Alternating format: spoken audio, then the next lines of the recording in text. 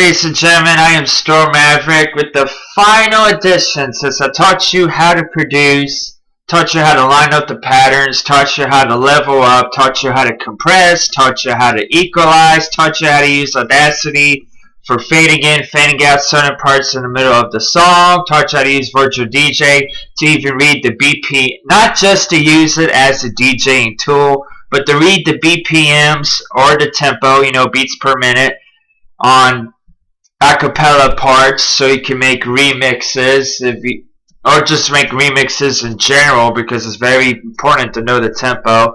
And also, not only for that, but for instrumental, that you play some guitar all the way through, you read the tempo, and you can add drums electronically on the top of a real guitar by using Virtual DJ to know the BPM, beats per minute, or the tempo. Now, final part, lesson 6. It's all about knowing the parts of a song. And once you know this will make it a lot easier for you to produce. It's great to know the fundamentals because it makes it easier for you to figure out what you want to do when you have the applications in front of you, so you don't feel like you're lost. Music theory, parts of the song. So let's go ahead and get started. The hook. The hook begins the song. At the beginning, it starts off with the hook. So you have that. It goes hook, verse, bridge, chorus. Then you got hook, verse, bridge, chorus again. You can do the third verse very differently, then a chorus, and then you end it the way you want to end it. But before we go advance on that, let me just explain to you what those parts are. So the hook begins the song, and of course, like all the other parts of the song, it has to be catchy. But why is it so important for the hook? Well, everything has to be catchy, but most importantly, the hook and the chorus. Why does the hook have to be catchy? Well, if the hook is bad, people will skip the track. Do you usually, when you listen to an album, or you listen to music in general, especially if you put a thumbs up or thumbs down on like Spotify or Pandora or iTunes Radio or iHeart or whatever you use, there's so many out there. Do you usually go first 10 seconds, you hate how it sounds? Do you usually skip it or put a thumbs down? So right there, you gotta make the beginning of the song sound phenomenal, or people are gonna just find out says, oh, this sucks, but it may be really awesome song altogether when you count the ending of it, but if the beginning doesn't show it, people go, I don't like it, and then even give it a chance. So just make sure, especially the beginning, that it sounds good. If you're doing build-ups, nobody wants to hear any more boom, boom, boom, boom. That quarter of a bass. The quarter note bass thing. The boom, boom, boom, boom. Why would not EDM artists go boom, boom, boom, boom, boom, boom, boom, boom, boom, boom, boom to start a song? Why always has to be boom, boom, boom, boom? You get what I'm saying? So make sure the beginning of the song sounds great. Now for the verses, this is for people producing pop and hip hop. Verses, there is usually singing on it, of course. And each verse would have different words on it. So, of course, verse 1 is not going to have the same words as verse 2, even though verse 1 and 2 sound the same instrumentally. There are going to be different words because nobody wants to hear you say the exact same thing over and over again, except for the chorus, but not the verses. And it's after the hook and before the chorus or bridge. So right after you have an amazing hook, then the verse pops in, and then you ready for a bridge or a chorus. And I'm about to go into a bridge, what it is in a second.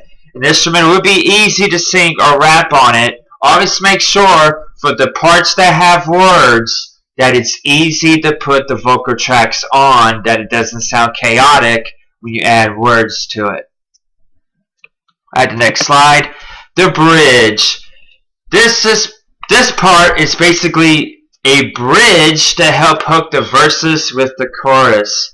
It's basically if the song has a bridge, sometimes songs sound good without a bridge, but sometimes you want this sound for the chorus, you want this sound for the verse, but you put the verse and the chorus next to each other and it goes, I don't like it. But wait a minute, what if I add a bridge to hook the verse up to the chorus? Then it goes, instead of going verse, chorus, and you go, then it goes verse, and you made a bridge for it, verse, bridge, chorus, and you go, wait, now that sounds good. And a lot of songs do have bridges. A lot of times, it's hard to find songs sometimes that have that, but a bridge is very important if you want this effect for the chorus, you want this sound for the verse, you know exactly what you want, and you go, wait a minute, how about we put it together to make it sound a lot smoother, and everything is collected and sounds phenomenal all together if you put a bridge in it. Then it's important. Usually a bridge is short. It's not going to be longer than the chorus. Trust me. You want the bridge to be kind of brief. Instead of 4 stanzas, 2. Maybe cut it in half. Make it half the size of both the verse and the chorus. You don't need a bridge if the verse and chorus sound good back to back. Now, if the verse sounds good with the chorus right next to it, then you don't need a bridge. And the chorus, of course, the part of the song you hear the same words. So you hear the exact same thing. Sometimes the third chorus will have different lyrics at the end just to tell a story of redemption or something like that, like a song by Stained called Falling is Easy. It's getting back up that becomes the problem, and then at the end it goes, you resolved your problem. Or for his song Believe, or right here, it's Stained right here at the end, instead of always find a way to keep you right here rating. If I chose to walk away, would you still be here rating? But at the first 2 verses, it's like, would you be right here rating? At the end is, I still be right here rating, or something like that. It's a different chorus, but the words are all the same. But that third chorus could be different. But most songs, the chorus is exactly the same words all the way through. Usually, we'll be on a song a total of 3 times. So it will be on 3 times. I really do not like songs that have 4 or 5 choruses. There's too many verses to go with it. And songs only have the chorus twice. Sometimes those songs are too short. The norm is 3 choruses. And most important part of the song, of course, because if the chorus is not catchy, trust me, people will hate the song's guts. If the chorus is not catchy at all, the chorus is the most important part of the song. Now I'm going to get into tips for you. On the 3rd verse, it's sometimes better to have it be different than verse 1 and verse 2. So basically, just make sure, if you want for not to sound repetitive, repeating itself, you could change the 3rd verse up, like even Lady Gaga's Applause, even Britney Spears' new song, Work. Basically, that 3rd verse is different, right? So sometimes it makes the song sound really, really good. They have the 3rd verse different instrumentally than 1 and 2. And it's good for pop music to have, and rock music to have all those parts. So it goes hook, verse, bridge, chorus. Hook, again, 2nd verse, bridge, chorus. Then 3rd verse, if you're doing rock music, instead of a 3rd verse, it could be a solo with a guitar playing very crazy. And then you have the chorus again, or the 3rd chorus that may be different vocally, and then you end it the way you want to end it. So that goes for rock and pop. Set the difference between pop and rock. Instead of a 3rd verse, For rock music, it would sometimes be a guitar solo. It's good just to have hooks, verses, and choruses for hip-hop. If you're making hip-hop, you don't need a different third verse a lot of the time. You don't need bridges. It would sound too complex for hip-hop. Usually it's a hook, a verse, a chorus, and that repeats. In EDM music, there are no rules for EDM, so you can be creative as you can. A lot of EDM out there is only instrumentals. You can do whatever you want.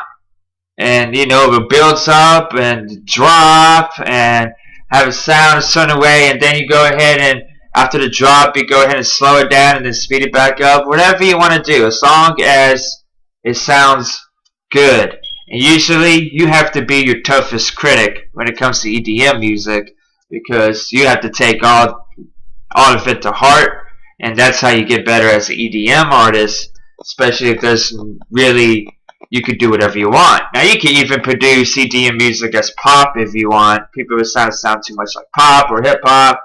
There's trap music. There's Zed producing pop. Trap music sounds like hip hop. You got the regular trance and house music. House is really big and really fitting into the mode of pop right now. So all that good stuff.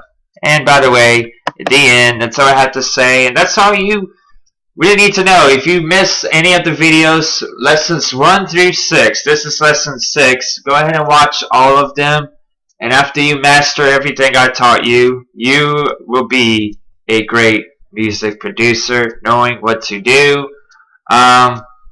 I know I didn't really grit over lining up patterns all that much, but in the introduction to FL Studio lesson 2 and the last lesson, lesson 5, equalizing, compressing, I showed you how to do it.